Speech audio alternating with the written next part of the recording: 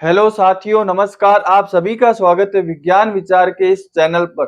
तो आज जो हमारा सीरीज का चैप्टर है वो कौन सा है? विद्युत। तो चलिए इस चैप्टर को स्टार्ट करते हैं। तो सबसे पहले देखो हम समझते हैं कि आवेश क्या होता है। तो देखो आवेश पदार्थ का वह गुण होता है जो विद्युत या चुंबक के प्रभाव को उत्पन्न कर सकता है। जैसे कि आवेश दो प्रकार के होते हैं, कौन से? धनात्मक आवेश और ऋणात्मक आवेश। तो धनात्मक मतलब प्लस और माइनस। अब देखो अगर मान लो आवेश समान है, दोनों या तो प्लस प्लस है या दोनों माइनस माइनस है, तो समान आवेश होने पर क्या होता है? प्रतिकर्षण होता है।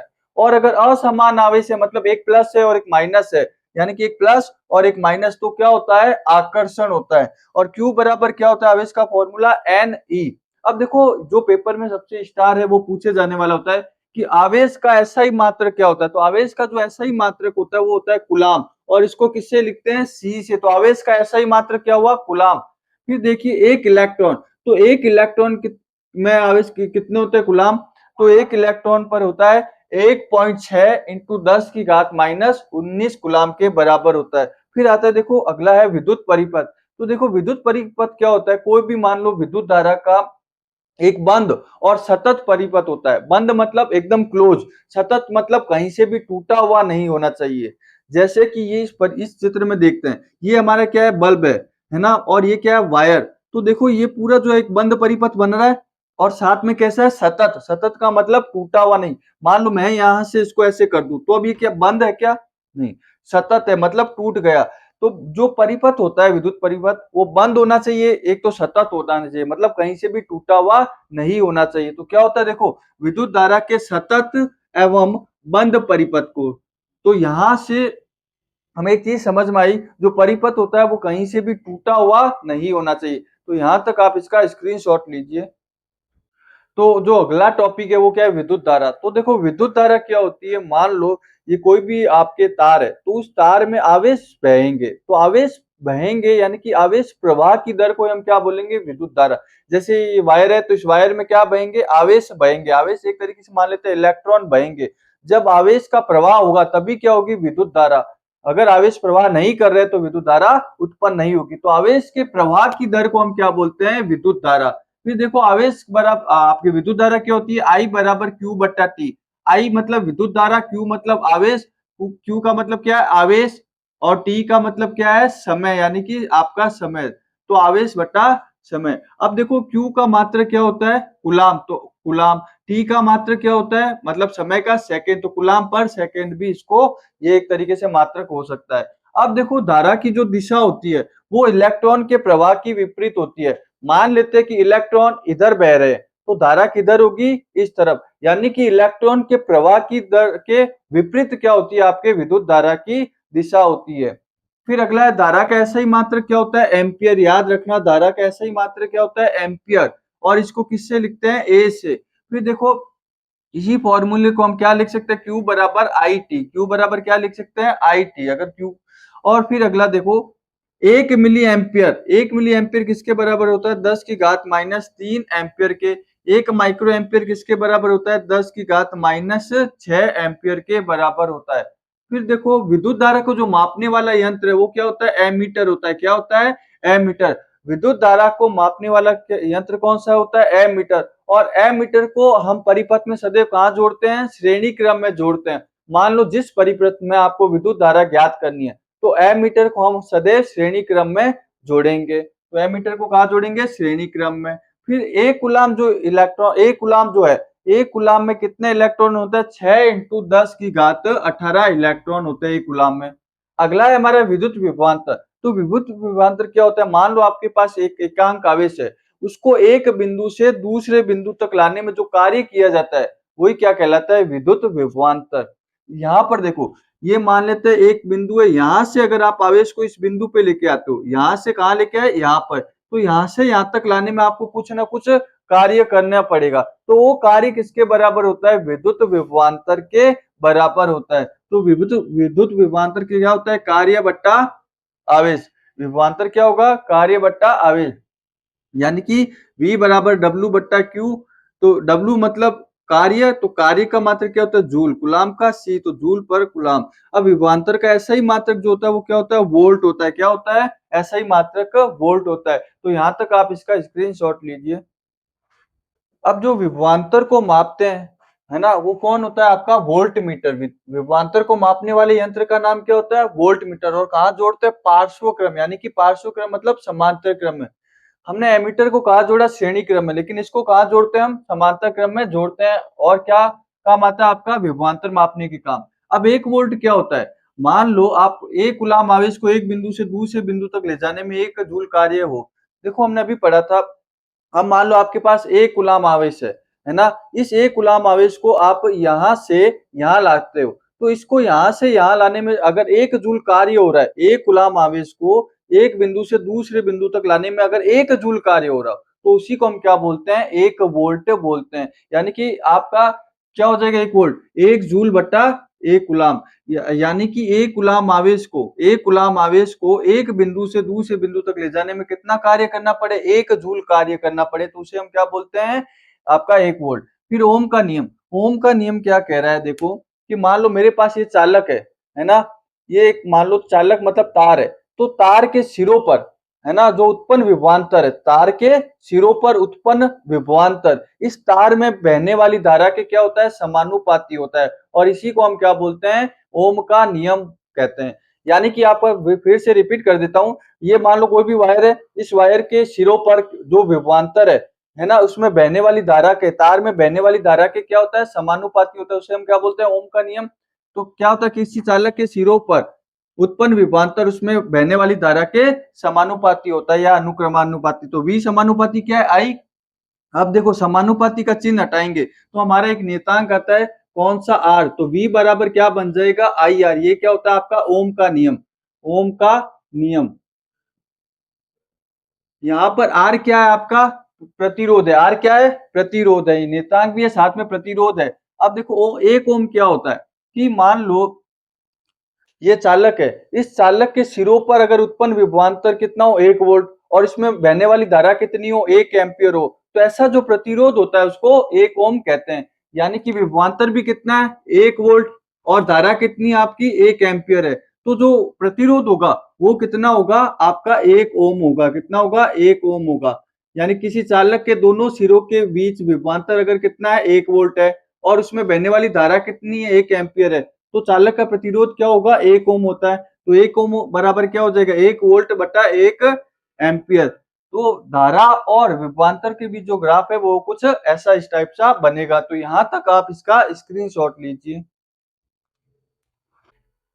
अब बात करते हैं प्रतिरोध के बारे में। तो देखो प्रतिरोध क्या होता है, जो धारा प्रवाह में क्या उत्पन्न करे बाधा उत्पन्न करे, यानी कि धारा प्रवाह कर रही है और उसमें जो बाधा उत्पन्न करता है उसी को हम क्या बोलते हैं प्रतिरोध बोलते हैं। और प्रतिरोध को किससे लिखते हैं आर से, प्रतिरोध को हम किससे लिखेंगे आर से लिखते हैं। जो धारा प्रवाह में क्या उत्पन्न करे बाधा उत्पन्न करे या धारा प्रवाह का विरोध करता है उसको हम क्या बोलते हैं प्रतिरोध बोलते हैं। और प्रतिरोध का जो ऐसा ही मात्रक होता है वो क्या होता है ओम, क्या होता है ऐसा ही मात्रक ओम, और ओम को ऐसे लिखते हैं है ना। तो फिर प्रतिरोध का देखो क्या होगा आर बराबर वी बट्टा आई, किससे निकाला ओम के नियम से। ओम का नियम क्या होता है वी बराबर आई आर, तो आर क्या हो जाएगा वी बट्टा आई हो जाएगा। फिर प्रतिरोध की निर्भरता, कि प्रतिरोध किन किन कारकों पर निर्भर करता है, तो सबसे पहला कारक है कि पदार्थ की लंबाई पर निर्भर करता है प्रतिरोध, यानी कि पदार्थ की लंबाई पर। तो जो प्रतिरोध है वो लंबाई के क्या होता है सीधे समानुपाती होता है। अगर हम एल बढ़ाएंगे तो आर भी बढ़ेगा, अगर एल मतलब लंबाई को कम करेंगे तो प्रतिरोध भी कम हो जाएगा। इसीलिए जो लंबा तार होता है उसका प्रतिरोध क्या होगा ज्यादा होगा, अगर प्रतिरोध ज्यादा होगा तो धारा क्या बहेगी कम बहेगी। फिर दूसरा बात करते हैं अनुप्रस्थ काट का क्षेत्रफल। तो अनुप्रस्थ काट का क्षेत्र मतलब ये वाला, जैसे आपने तार इमेजिन कीजिए तार है, इसके जो आगे वाला ऐसा होता है इसी को हम क्या बोलते हैं अनुप्रस्थ काट का क्षेत्रफल। अनुप्रस्थ काट क्षेत्रफल के क्या होता है व्युत्क्रमानुपाती, इसके क्या होता है व्युत्क्रमानुपाती, ए के क्या होता है व्युत्क्रमानुपाती होता है। यानी कि आर व्युत्क्रमानुपाती है, इसका मतलब क्या हुआ देखो आर व्युत्क्रमानुपाती है तो ए को बढ़ाओगे यानी कि क्षेत्र को बढ़ाओगे तो प्रतिरोध क्या होगा कम, अगर प्रतिरोध कम होगा तो धारा क्या होगी अधिक होगी, धारा क्या हो जाएगी अधिक होगी। अगर आप इस ए को कम करोगे इस क्षेत्र को कम करोगे है ना, तो प्रतिरोध क्या होगा बढ़ जाएगा, अगर प्रतिरोध बढ़ेगा तो धारा क्या हो जाएगी हमारी कम हो जाएगी। इसका मतलब मोटे तार में मोटे तार में धारा क्या होती है, अच्छी बहती है, किसकी तुलना में, पतले तार की तुलना में। फिर किस पर निर्भर करता है, पदार्थ की प्रकृति पर। फिर किस पे निर्भर करता है, ताप पर। अब इन दोनों को हमने जॉइंट ऐसे लिख दिया, आर समानुपाती एल और व्युत्क्रमानुपाती ए। अब यहाँ पर समानुपाती का चिन्ह हटाओगे तो नियतांक आएगा क्या, रो। इसको क्या बोलते हैं, रो। रो तो रो आर बराबर रो इंटू एल बट्टा ए। रो को क्या बोलते हैं, विशिष्ट प्रतिरोध बोलते हैं। क्या बोलते हैं, विशिष्ट प्रतिरोध। अब विशिष्ट प्रतिरोध क्या हो, अगर मान लो तार की लंबाई क्या हो, इकाई, इकाई मतलब एक, और उसका अनुप्रस्थ काट का क्षेत्रफल भी क्या हो, आपका एक हो, तो ऐसा जो प्रतिरोध होता है उसको ही हम क्या बोलते हैं, विशिष्ट प्रतिरोध। देखो तार की लंबाई भी कितनी हो गई, एक, और इकाई अनुप्रस्थ काट का क्षेत्रफल, मतलब अनुप्रस्थ काट का क्षेत्रफल भी क्या हो गया, इकाई। मान लेते हैं ये मेरे पास तार है, इस तार की जो लंबाई है वो इकाई है, इकाई का मतलब यहाँ एक से 1 मीटर 1 सेंटीमीटर, और इसका जो क्षेत्रफल है वो भी क्या है, इकाई है। तो इसका इस तार का जो प्रतिरोध होगा उसी को हम क्या बोलते हैं, विशिष्ट प्रतिरोध बोलते हैं। तो विशिष्ट प्रतिरोध को कैसे निकाला, यहाँ से देखो, तो रो बराबर क्या होगा, आर इंटू ए बट्टा एल। रो बराबर आर इंटू ए बट्टा एल। अब विशिष्ट प्रतिरोध का जो ऐसा ही मात्रक होता है वो क्या होता है, ओम मीटर। क्या होता है, ओम मीटर। तो ये पेपर में बहुत बार पूछा जाता है, तो यहां तक आप इसका स्क्रीनशॉट लीजिए। अब हम देखेंगे प्रतिरोधों का संयोजन। तो प्रतिरोधों का संयोजन दो प्रकार से होता है, एक होता है श्रेणी क्रम संयोजन और एक होता है हमारा पार्श्व क्रम संयोजन। तो पार्श्व क्रम संयोजन को हम समांतर क्रम संयोजन भी बोलते हैं। तो सबसे पहले हम पढ़ते हैं श्रेणी क्रम संयोजन। तो देखो श्रेणी क्रम संयोजन में क्या होता है, आपका जो विद्युत धारा है वो क्या रहती है, समान, विद्युत धारा का मान सेम रहता है, परंतु जो विभवांतर है उस विभवांतर का मान अलग अलग। श्रेणी क्रम में धारा क्या रहती है, समान, लेकिन विभवांतर का मान क्या है, अलग अलग। अब देखो श्रेणी, हम जो चीज अलग अलग होती है उसी को निकालना होता है। इसमें अलग कौन है, विभवांतर। तो हम इसमें क्या ज्ञात करेंगे, विभवांतर, किसकी सहायता से, ओम के नियम से। तो पहले समझते श्रेणी क्रम होता क्या। देखो अगर इस प्रकार से रजिस्टर जुड़े हो, इस प्रकार से प्रतिरोध जुड़े हो, जैसे ऐसे, इस प्रकार से, तो हम उसी को क्या बोलते हैं, श्रेणी क्रम। अगर ध्यान से देखो तो जो पहला प्रतिरोध है इसका दूसरा सिरा किससे जुड़ा हुआ है, दूसरे के पहले से, दूसरे का दूसरा किससे जुड़ा हुआ है, तीसरे के पहले से, यानी कि कुल मिला के इस प्रकार से जुड़ा हो तो उसे हम क्या बोलते हैं, श्रेणी क्रम संयोजन। अब श्रेणी क्रम संयोजन में अलग अलग कौन है, जो अलग अलग है उसको ज्ञात करेंगे, जो अलग अलग है उसको ज्ञात करेंगे। तो अलग अलग कौन है, विभवांतर। तो विभवांतर को ज्ञात करेंगे तो कुल विभवांतर क्या होगा, कुल विभवांतर क्या होगा, देखो जैसे मान लो आई है, तो आई क्या होगी, मान लो यहाँ से 2 एम्पियर निकल रही है, तो 2 एम्पियर इसमें भी होगी, दो इसमें भी होगी, दो इसमें भी होगी। विभवांतर मान लेते हैं अपने पास 9 वोल्ट है, तो जरूर 9 वोल्ट इसमें इसमें इसमें क्या होगा, बट जाएगा, लेकिन धारा क्या रहेगी, समान रहेगी। अब कुल विभवांतर क्या होता है, V बराबर V1 plus V2 plus V3, total विभवांतर ये आ जाएगा। अब ओम का नियम लगाते हैं। ओम का नियम क्या होता है, V बराबर IR। अब हमें क्या करना है कि जो प्रत्येक प्रतिरोध है इसमें हम क्या निकालेंगे, विभवांतर निकालेंगे अलग अलग। R1 के लिए अलग निकालेंगे, R2 के लिए विभवांतर अलग, R3 के लिए अलग, किसकी सहायता से, ओम के नियम की सहायता से अलग अलग निकालेंगे। तो ओम का नियम, ओम के नियम से प्रत्येक प्रतिरोध में विभवांतर ज्ञात करेंगे। तो V1 बराबर IR1, क्यों लिखा, क्योंकि पहले R पहले प्रतिरोध में ज्ञात कर रहे हैं, तो क्या हो जाएगा, V1 बराबर IR1। I1 क्यों नहीं लिखा, क्योंकि I सब में क्या है, समान है, तो सिर्फ क्या होगा, V1 बराबर IR1। दूसरे में निकालेंगे तो क्या होगा, V2 बराबर IR2। तीसरे में निकालेंगे तो क्या होगा, V3 बराबर IR3। जिसमें निकाला है वो नंबरिंग आपको लिख देनी है। अब क्या करेंगे, सबको उठा के इस पहली वाली में रख देंगे। तो V की जगह क्या रखेंगे, IR, तो IR रख दिया। V1 की जगह क्या रखेंगे, ये रखेंगे। V2 की जगह ये रखेंगे, ये रखेंगे, तो हमारे पास ये आ जाएगा। अब इधर आइए, इधर आई कॉमन आएगी, आई से आई कट गया, तो क्या बनेगा, आई आर तुल्य क्या बनेगा, R1 plus R2 plus R3। तो श्रेणी क्रम में हम प्रतिरोधों को सीधे ही जोड़ देते हैं। मान लो जैसे आपके पास ये दिए रखे हैं तीन प्रति, यहाँ 2 ओम है, यहाँ 3 ओम है, यहाँ 4 ओम है, तो कैसे जुड़ जाएंगे, सीधे ही 2 प्लस 3 प्लस 4, तो कितना हो गया टोटल 9। तो कितना हो गया, 9 ओम। तो श्रेणी क्रम में सीधे ही जुड़ जाते हैं। अब बात करते हैं श्रेणी क्रम। श्रेणी क्रम में उल्टा होगा, यहाँ धारा क्या होती है, अलग अलग, लेकिन विभवांतर क्या रहता है, समान। तो अब अलग अलग कौन है, धारा, इसमें अलग अलग कौन था, विभवांतर, तो विभवांतर निकाला था। उसमें अलग अलग कौन है, धारा, तो इसमें क्या निकालेंगे, धारा को ज्ञात करेंगे। धारा अलग है तो उसको ज्ञात करेंगे, जो अलग है उसको ज्ञात करेंगे। अब हम क्या करेंगे, देखो ये होता कैसे आपका, कि जो R1 है, R2 है, R3, देखो तीनों क्या है, तीनों के एक पॉइंट एक बिंदु पे जुड़े हुए हैं और इधर वाले जो एंड है वो किसी एक बिंदु पे, ऐसा जो संयोजन दिखाई दे, प्रतिरोधों के एक सिरे एक बिंदु से जुड़े हो और प्रतिरोधों के दूसरे सिरे किसी अन्य दूसरे बिंदु से जुड़ो, इस तरीका का जो संयोजन होता है उसको हम क्या बोलते हैं, समांतर क्रम संयोजन। अब यहाँ पर अलग अलग कौन है, धारा, तो धारा निकालेंगे तो कुल धारा क्या हो जाएगी, I1 plus I2 plus I3। देखो इसमें से धारा निकली, जैसे ही धारा यहाँ पहुंचेगी तो उसको तीन रास्ते मिल जाएंगे, इधर I1 चली गई, इधर I2 चली गई, इधर I3 चली गई, लेकिन विभवांतर क्या रहेगा, सब में सेम। मान लो इसमें 5 है, 5 वोल्ट है तो 5 भी इसमें रहेगा, 5 इसमें रहेगा और 5 ही इसमें रहेगा। अब ओम का नियम लगाएंगे, वही ओम का नियम क्या होता है, V बराबर IR। हमें क्या निकालना है, आई, क्योंकि आई क्या है, अलग अलग, तो आई इसी ओम के नियम से आई बराबर क्या हो जाएगा, V बट्टा आर। अब हम क्या करेंगे, जो जितने भी प्रतिरोध दे रखे हैं उन सभी में अब क्या निकालेंगे, अलग अलग करंट निकालेंगे। तो सबसे पहले R1 में निकालते हैं, पहले में, तो पहले में निकालेंगे तो क्या हो जाएगा, I1 V बट्टा R1। फिर दूसरे में निकालेंगे तो क्या हो जाएगी, I2 V बट्टा R2। फिर तीसरे में निकालेंगे तो क्या हो जाएगी, I3 बराबर V बट्टा R3। अब इन सभी को कहाँ रख देंगे, यहाँ रख देंगे। यहाँ पर रखेंगे तो हमारा क्या आएगा, देखो V I की जगह क्या रखेंगे, V बट्टा R। I1 की जगह क्या रखेंगे, ये। I2 की जगह क्या रखेंगे, ये। I3 की जगह क्या रखेंगे, ये। तो ये आ गए। अब 20 से फिर क्या बनेगा, टोटल इसमें V क्या हो जाएगा, कॉमन आएगा, कट जाएगा, फिर क्या बनेगा, R तुल्य बराबर 1/R1 plus 1/R2 plus 1/R3, मतलब कि उल्टा जुड़ता है इसमें। तो यहां तक आप इसका स्क्रीनशॉट लीजिए।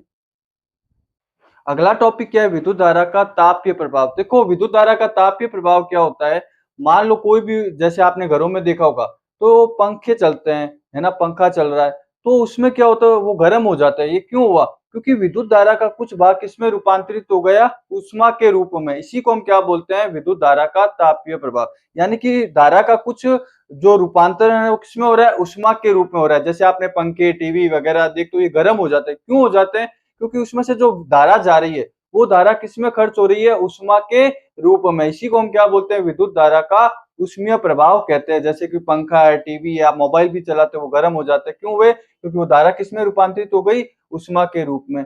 अब यहाँ पर देखो, जैसे कि अब जूल का तापन नियम, तो जूल का तापन नियम क्या होता है कि जो हमारी ये उष्मा है वो धारा के वर्ग के क्या है, समानुपाती। यानी कि जिसमें से जो धारा बह रही है उसके वर्ग के समानुपाती, और प्रतिरोध के भी क्या है, समानुपाती है उष्मा। और क्या है, कि जो प्रतिरोध लगा हुआ है उसके समानुपाती, और कितने टाइम तक चल रही है उसके भी क्या है, वो समानुपाती। जैसे एक पंखा है, आप 1 घंटे चला रहे हो और एक पंखे को 3 घंटे चला रहे हो, तो कौन सबसे ज्यादा गर्म होगा, जो 3 घंटे। तो इसीलिए टाइम के क्या है, समानुपाती। फिर देखो इन सबको करेंगे तो क्या आएगा, H बराबर आई स्क्वायर आर टी। इसी को हम क्या बोलते हैं, जूल का तापन नियम। क्या बोलते हैं, जूल का तापन नियम बोलते हैं।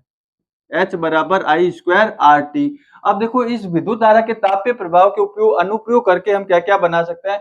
आप विद्युत इस्त्री देखिए जो करते हैं वो भी इसी नियम पर है। क्यों, क्योंकि आपने देखा होगा आप उसको करंट दे रहे हो लेकिन वो किसमें बदल रही है, उष्मा के रूप में। जैसे गीजर भी लगा होता है घर में, टोस्टर है, विद्युत केतली है, हीटर भी आपको पता है।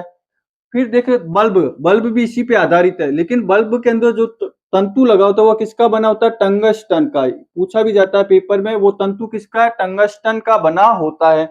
फिर देखो फ्यूज, फ्यूज भी क्या है, हमारे इसी नियम पर आधारित है, विद्युत धारा के तापीय प्रभाव पर। फ्यूज है क्या, एक सुरक्षा उपकरण है जो आपने देखा होगा घरों में लगा होता है, और ये भी क्या है, विद्युत धारा के तापीय प्रभाव पर आधारित है। फ्यूज को हमेशा हम कहाँ जोड़ते हैं, जो भी युक्ति लगा रहे उसके श्रेणी क्रम में इसको जोड़ा जाता है। फिर क्या है, जो तार लगा आपने देखा होगा फ्यूज में छोटे वायर लगे होते हैं, वो वायर किसके बने हैं, आपके एल्यूमिनियम है, कॉपर है, आयरन है, जिसका गलनांक क्या होना चाहिए, उचित गलनांक के वो तार होने चाहिए। फिर ये क्या कह रहा है, फ्यूज करता क्या है, जैसे ही मान लो अनावश्यक रूप से उच्च धारा आ गई तो उस धारा को क्या होता है, आपके घर के अंदर ज्यादा मात्रा में आने ही नहीं देता। वहां पर क्या होता है, वो तार पिघल जाता है। तार पिघलेगा तो क्या होगा, टूट जाएगा, जिससे हमारा परिपथ क्या हो जाएगा, विच्छेद हो जाएगा, और हमारे उपकरण क्या रहते हैं, सुरक्षित रहते हैं। तो यहाँ तक आप इसका स्क्रीनशॉट लीजिए। तो अब अगला टॉपिक है हमारा कौन सा, विद्युत शक्ति। तो विद्युत शक्ति क्या होता है, देखो आपके जो कोई भी परिपथ है उसमें जो विद्युत का क्षय हो रहा है ना, यानी कि हम कार्य करने की दर को भी क्या बोल सकते हैं, विद्युत शक्ति। तो यहाँ पर देखो विद्युत शक्ति क्या होता है, आपका फॉर्मूला कि किया गया कार्य बट्टा समय। जैसे मान लो विद्युत क्षय की शक्ति को कैसे बोलते हैं? जैसे मान लो एक एसी है और एक आपके पास पंखा है, तो कौन सा अधिक विद्युत क्षय करेगा? एसी, तो उसके कार्य करने की दर भी क्या होगी? अधिक होगी। तो यहाँ पर इस विद्युत शक्ति का फॉर्मूला क्या होता है? किया गया कार्य बट्टा समय। तो विद्युत शक्ति को किससे लिखेंगे? P से, किया गया कार्य W से और T। अब यहाँ पर देखो हमें, यहाँ W की जगह देखो V बराबर क्या होता है? W बट्टा Q हम पढ़ चुके हैं, तो W क्या हो जाएगा? V बट्टा Q। तो W की जगह क्या रख देंगे? V बट्टा Q बट्टा T। अब यहाँ पर देखो Q बट्टा T क्या होता है? Q बट्टा T क्या होता है? I। तो यहाँ Q बट्टा T की जगह हम क्या रख देंगे? I रख देंगे। तो क्या बन जाएगा? P बराबर VI बन जाएगा। अब ओम के नियम से देखते हैं। तो हमें पता है ओम के नियम से V बराबर क्या होता है? IR, और I बराबर क्या होता है? V बट्टा R। तो एक बार देखो यहाँ पर इसी फॉर्मूले एक बार V का मान रखेंगे और एक बार I का। जब V का मान रखेंगे तो हमारे पास क्या बनेगा? P बराबर I स्क्वायर R। जब हम I का मान रखेंगे इस फॉर्मूले, तो हमारे पास P का सूत्र क्या बनेगा? V स्क्वायर बट्टा R। तो ये सारे जो सूत्र है वो किसके बन गए? हमारे पास P यानी कि पावर का। अब जो शक्ति का ऐसा ही मात्रक होता है वो क्या होता है? वाट। ये एक छोटा मात्रक होता है। शक्ति का क्या? छोटा। लेकिन शक्ति का बड़ा मात्रक क्या होता है? किलोवाट। क्या होता है? किलोवाट। और 1 किलोवाट में कितने होते हैं? 1000 वाट। फिर हमारी बात करते हैं विद्युत ऊर्जा। तो विद्युत ऊर्जा क्या होता है? शक्ति और जो समय का गुणनफल है उसी को हम क्या बोलते हैं? विद्युत शक्ति। विद्युत शक्ति का जो मात्रक होता है वो क्या होता है? वाट घंटा। और व्यापारिक मात्रक, बड़े मात्रक की व्यापारिक मात्रक की बात करें तो क्या होता है? किलोवाट घंटा। क्या होता है? किलोवाट घंटा, जिसको हम क्या लिखते हैं? KWH। और इस किलोवाट घंटा को हम क्या बोलते हैं? घर में यूनिट। जो आपके घरों में बिजली का बिल आता है वो क्या आता है? किलोवाट घंटा, मतलब यूनिट में ही आता है। अब देखो इसको किसमें बदल रहे हैं? जूल में। तो देखो हमें पता है 1 किलोवाट में कितना होता है? 1000। फिर इसको समय को चेंज कर देंगे, है ना? फिर इन सबको क्या करें? कैलकुलेट, तो कितना आता है? 3.6 इंटू 10 की घात 6 जूल आता है। 1 किलोवाट आवर्स में इतने जूल होते हैं। आप ये यहाँ रखना। तो धन्यवाद। यहाँ पर हमारा ये चैप्टर होता है कंप्लीट।